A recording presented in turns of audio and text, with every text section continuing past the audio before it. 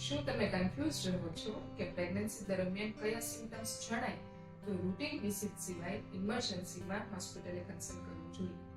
તો આ વિડિયો તમને હેલ્પફુલ રહેશે. First point is severe abdominal pain, એટલે કે વધારે પડતો પેટ કે પેટનો દુખાવો થવો.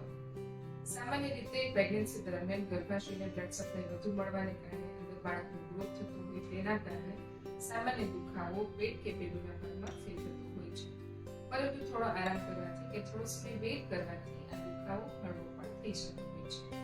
પરંતુ જો આ દુખાવો હળવો થતો હોય એવું ફીલ ન થાય, તેની સાથે કમરમાં દુખાવો થાય અથવા કોન્ટ્રાક્શન આવતા હોય એવું ફીલ થાય, એટલે કે પેટ એકદમ ટાઈટ થઈ જતું હોય તેવું ફીલ થાય, તો ઇમરજન્સીમાં હોસ્પિટલે કન્સલ્ટ કરવું જોઈએ.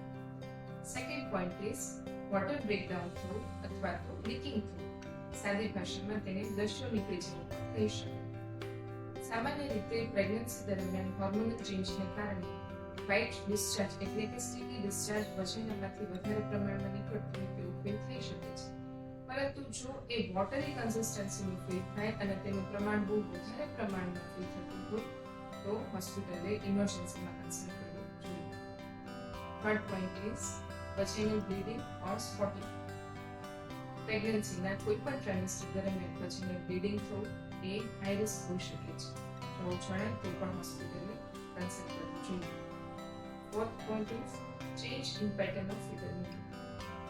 સામાન્ય રીતે બાળકની 2 થી 3 કલાકની સ્લીપ સાયકલ હોઈ શકે છે. આ ગાળા સિવાય બાળકની મૂવમેન્ટ પૂરી થવી જોઈએ અને તેને કાઉન્ટ કરવું જોઈએ. 12 કલાકમાં 10 થી 12 વાર બાળકની મૂવમેન્ટ ઓછામાં ઓછી પૂરી થવી જોઈએ. પ્રેગ્નન્સીના 20 થી 22 અઠવાડિયાના ગાળા પછી તમે આ રીતે ફીટલ મૂવમેન્ટ નોટિસ કરી શકો છો. જો બાળકની મૂવમેન્ટ ઓછી થતી હોય તેવું લાગે અથવા તે પેટર્નમાં ચેન્જ નોટિસ થાય તો પણ તમે કન્સલ્ટ કરી શકો.